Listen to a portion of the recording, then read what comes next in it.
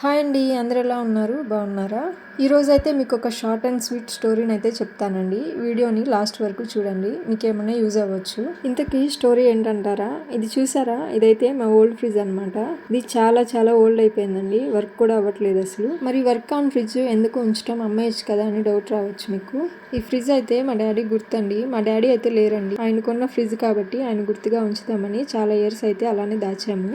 పోనీ అమ్మేద్దామంటే చాలా బాధ అనిపిస్తుందండి. ఇన్ని రోజులు మనతో ఉంది కదా, అమ్మేస్తే దాన్ని తీసుకెళ్లి డిస్మాండిల్ చేసేస్తారు, దాని రూపం అనేది పోతుందనే ఆలోచనతో భయమేసి అలానే ఉంచాము. కానీ ఎన్ని రోజులు ఉన్నా సరే అదైతే పనిచేయదండి, దానివల్ల మనకి యూజ్ లేదనమాట. మరి ఈ ప్రాబ్లంకి సొల్యూషన్ ఏంటా అని ఆలోచించి ఒక డెసిషన్కి అయితే వచ్చామండి.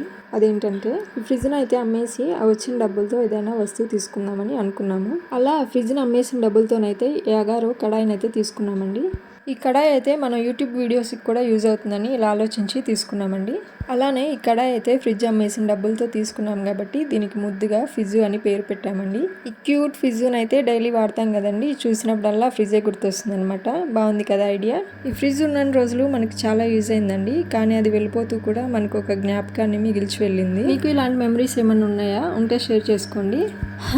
ఇదేనండి, చూసారు కదా నా short and sweet fridge story అనమాట. ఇంతకీ మోరల్ ఆఫ్ ద స్టోరీ ఏంటనుకుంటున్నారు? ఏ మనిషి అయినా వస్తువు అయినా పనికిరాందంటూ ఏదీ లేదండి.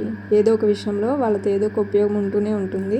ఏ మనిషినైనా వస్తువునైనా తక్కువగా చూడటం, తక్కువగా మాట్లాడటం లాంటివి చేయకూడదు, ఎందుకంటే వాళ్ళతో మనకి ఏదో ఒక టైంలో యూజ్ ఉంటుందండి. చూసారు కదండి నా షార్ట్ అండ్ స్వీట్ స్టోరీ అయితే. ఎలా అనిపించింది మీకు? ఇప్పటి వరకు నా వీడియోని ఓపిక్గా చూసినందుకు చాలా చాలా థ్యాంక్స్ అండి. మా వీడియో నచ్చితే ఒక లైక్ చేసి సబ్స్క్రైబ్ చేసుకోండి.